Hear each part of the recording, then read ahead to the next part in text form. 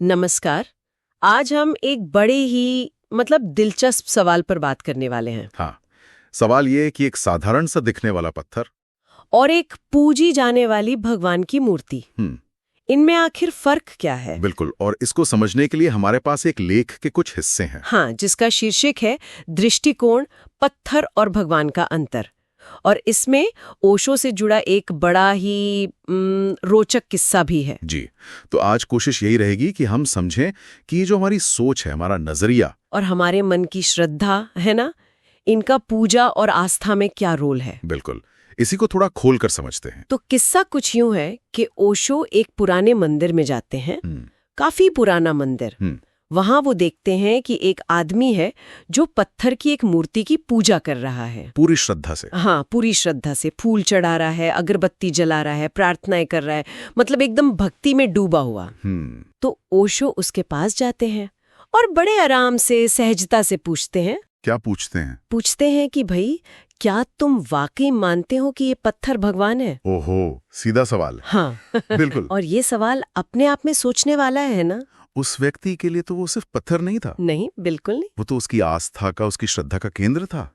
सारी ऊर्जा वहीं लगी थी। सही कहा। और यहीं पर बात और दिलचस्प हो जाती है। कैसे? इंटरेस्टिंग। ओशो उसे याद दिलाते हैं। वो कहते हैं, सोचो, अगर यही पत्थर मंदिर के बाहर कहीं रास्ते में पड़ा होता तो क्या होता? तो शायद कोई ठोकर मार के हटा देता या ध्यान भी नहीं देता। बिल्कुल। शायद कोई उसे पैर से हटा देता कि रास्ते में क्यों पड़ा है। लेकिन वही पत्थर जब तराशा गया, मूर्ति बना, मंदिर में रखा गया, हाँ, तो पूजनीय हो गया, पूजा जाने लगा। तो ओशो का इशारा साफ था। भाई, पत्थर तो वही है, तत्व तो वही है, बदला क्या? और यही ओशो के दृष्टिकोण का, उनके नजरिए का सार है। क्या है वो? वो यही कहते हैं कि असली बदलाव जो है वो भारी चीज में, मतलब पत्थर में नहीं हुआ। अच्छा। बदलाव हुआ है देखने वाले के मन में। अच्छा, उसके नजरिए में, उसके दृष्टिकोण में। हाँ, उसके दृष्टिकोण में। जब मन में वो श्रद्धा वाला भाव आता है ना, जब एक खास नजरिया बन जाता है, तो एक साधारण सी चीज भी एकदम खास, असाधारण महत्व वाली बन जाती है, पवित्र लगने लगती है। हाँ, पवित्र लगने लगती है। ये सब कुछ असल में व्यक्ति के अंदर घट रहा है। तो ये जो भाव की बात आप कर रहे हैं, ये सिर्फ एक फीलिंग है या सोचने का तरीका? देखिए, भाव यहाँ सिर्फ एक एहसास या फीलिंग से ज्यादा गहरा है। अच्छा। ये एक अंदरूनी मनोदशा है। अच्छा। एक रवैया कह सकते हैं, एक समर्पण का भाव। ये उसी श्रद्धा से जुड़ा है जिसकी बात हम कर रहे थे। जब नजरिया बदलता है तो उसके साथ एक खास भाव अपने आप जुड़ जाता है। तो उस आदमी के लिए वो पत्थर सिर्फ पत्थर नहीं था?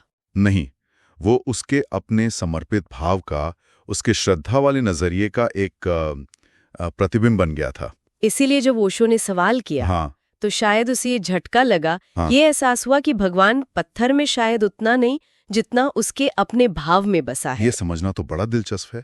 पर क्या इसका मतलब ये हुआ कि बाहरी चीज का, जैसे मूर्ति है या पत्थर है, उसका कोई महत्व ही नहीं है, सब मन का खेल है? देखिए, ओशो के नजरिए से अगर देखें तो बाहरी वस्तु का महत्व शायद गौण है, सेकेंडरी। अच्छा। असली चीज है वो अंदरूनी अवस्था, वो नजरिया, वो भाव। हाँ, ये बात भी सही है कि बहुत से लोगों के लिए कोई मूर्ति या कोई निशान, कोई प्रतीक, हाँ, वो एक सहारा बनता है। बिल्कुल, एक आलंबन का काम करता है। मन टिकाने के लिए, श्रद्धा को एक दिशा देने के लिए एक जरिया बनता है।